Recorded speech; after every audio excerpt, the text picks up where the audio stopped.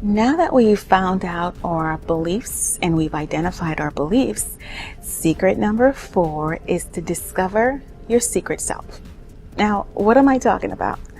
The secret self is the self-image. It's what no one sees. You can portray the most confident outward image to the world, but if your internal self-image is that of a scared person and you're not confident, that is what controls everything that you do, because you will never be more than what your internal self-image allows. So I know you may have heard many times that change must begin on the inside. Yes, grasshopper, change must come from within.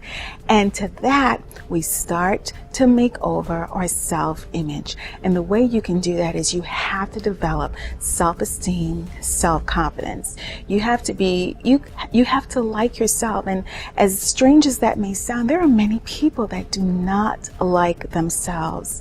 And I'm not talking about being a narcissist or anything, just loving yourself and liking who you are as a person. Once you strengthen your self-esteem, you'll be able to handle most things that come your life. And you won't be at the mercy of what people think, because your self-image is strong. So once you create that secret self-image that no one else sees, that only you know about, work on your self-esteem, self-confidence, and there's lots more tips that I have on how to strengthen and boost your self-esteem.